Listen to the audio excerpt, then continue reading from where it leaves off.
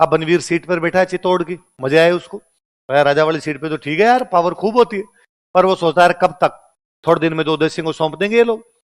और उसने दिन मन ही मन सोचा कि यार उदय सिंह को मार देते हैं, यदि उदय सिंह को मार देंगे तो फिर तो अपने ही राजा है।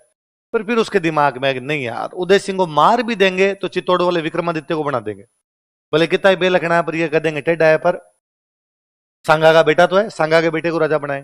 तो दिमाग ने कहा कि विक्रमादित्य और उदय सिंह दोनों को मार दें तो फिर तो इनके पास और कोई ऑप्शन नहीं है, फिर तो मैं ही राजा बनूंगा। तो उसने एक दिन विक्रमादित्य को मार दिया। किसको मार दिया? बनवीर ने विक्रमादित्य की हत्या कर दी। बनवीर मर्डर्ड विक्रमादित्य। बनवीर ने विक्रमादित्य की हत्या कर दी। बनवीर मर्डर्ड विक्रमादित्य।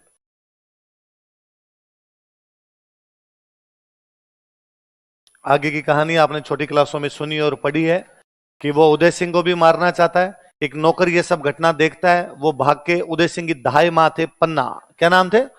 पहले राजकुमारों को पालने के लिए, राजकुमार राजकुमारियों को पालने के लिए धाई माँ होते। कौन से हुआ करते? जो बच्चों को पालती उनको क्या बोलते? धाय। धाय क्या बोलते? धाई माँ बोलते। इस धाय से आपका शब्द बना नर्स, सॉरी दाई।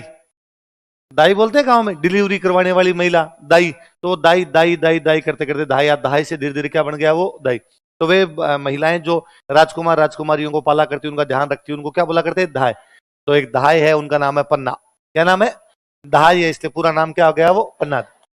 रानी कर्मावती जब जौहर कर रही थी तो पन्ना को कह के गई कि पन्ना, इतने दिन तक तो उदय सिंह की माँ थी मैं, और तू थी इसकी धाय माँ, और अब मैं तो मर रही हूं, तो तू इसकी माँ है और तू इसकी धाय माँ, तू ध्यान रखना भाई अब उदय सिंह का। नौकर भाग के गया, उसने पन्ना को जाकर कहा कि धाय माँ, विक्रमादित्य को मार दिया गया है। बनवीर गुस्से में तलवार लेके इधर आ रहा है और अब वो उदय सिंह को मारेगा। वो चाहता है कि सांगा का वंश समूल नाश हो जाए ताकि मैं चित्तौड़ की गद्दी पर बैठा रहूं। उस महिला के और कुछ भी समझ में नहीं आया, उसको लगा क्या किया जाए अचानक। अब उसके खुद का एक बेटा था, उसका नाम था चंदन। क्या नाम था?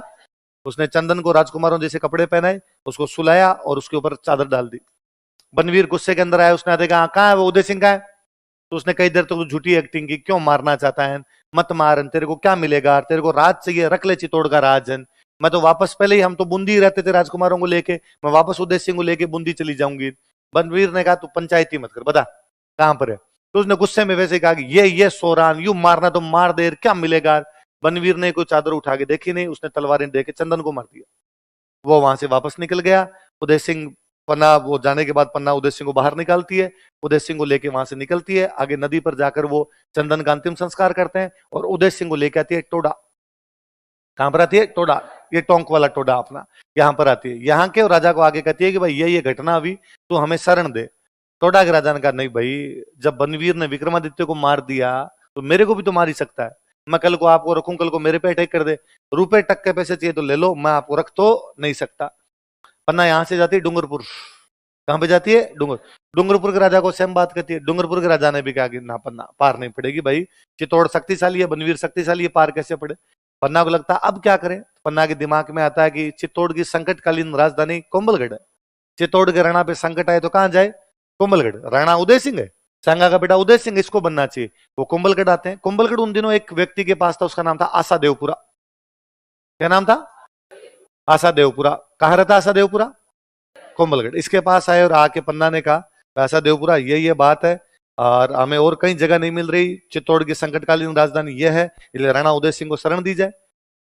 आशा देवपुरा ने कहा ना, जल में रहकर मगर से वेर नहीं, चित्तौड़ में बैठ के, मेवाड़ में बैठ के, और मैं बनवीर के खिलाफ जाके और तुम्हें शरण दूं। कल को उसको पता चल गया कि उदय सिंह जीवता है और यहाँ मेरे तेरे साथ में यहां पर बैठा हुआ है, सबको काट देगा। पन्ना ने कहा पर हम जाएंगे कहां? मेवाड़ का राणा मेवाड़ के किसी किले में नहीं जाए तो कहां जाए। ये बात पता चलती है आशा देवपुरा की माँ को। आशा देवपुरा की माँ को जब पता चला, वो बाहर आई और उसने आशा देवपुरा के लताड़ा, ये शर्म नहीं आती, ये किला सांगा हमें दे के गए थे, आज सांगा का खुद का बेटा किले के बाहर खड़ा है और तू मना कर रहा है अंदर आने दे इनको। और क्या ऐसे मौत से डर लगता है? ऐसे लड़ लेंगे, होगा तो तब का तब देखेंगे। माँ समझाती है, आशा देवपुरा कहता ठीक है अंदर आ जाओ आप। तो कुंभलगढ़ में कौन शरण देता है? किस किसको? पन्ना, धाय और उदय सिंह। किस किसको? एक माँ जिसने अपने राजा को बचाने के लिए अपने बेटे को दांव पर लगा दिया था। एक महिला जिसने अपने राष्ट्र के, भाई उदय सिंह केवल राजा नहीं है, उदय सिंह उस समय राजा का मतलब राष्ट्र था अपने आप में। उदय सिंह मेवाड़ का धनी है, मेवाड़ का अधिपति है। उदय सिंह का मतलब है कि उदय सिंह का मरना मेवाड़ का समाप्त होना है। मुझे लगा कि नहीं भाई, मेवाड़ का सूर्य जगता रहना चाहिए, उसके लिए यदि बेटे को भी दांव पे लगाना पड़े तो लगा दिया जाए। पर ऐसे उदाहरण है नहीं, ना भूतो ना भविष्य थी। कभी किसी मां ने ऐसा नहीं किया होगा, किसी दूसरे को बचाने के लिए अपने बेटे को दांव पर लगा दिया था। ऐसी प्रातिस्मरणीय कोई महिला थी तो वो कौन थी? देखो, बनवीर उदय सिंह को भी मारना चाहता था, सामंत थे, उनके पास मैसेज करवाया, अपने जो खास खास लोग थे उनको भिजवाया और भिजवा का मेरे से मिलने के लिए कुंभलगढ़ आओ।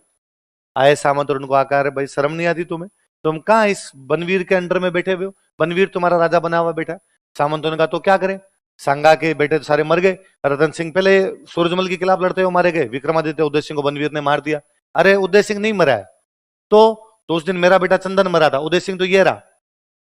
पर उदय सिंह के साथ एक दिक्कत थी, उदय सिंह का पूरा बचपन ये ननिहाल में बीता था, इसलिए मेवाड़ वाले उदय सिंह को पहचानते ही नहीं थे। तो मेवाड़ वालों ने कहा, पन्ना इतने भोले नहीं है, मतलब तू अब तेरे बेटे चंदन को उदय सिंह बता कर चंदन को राजा बनाना चाहती है?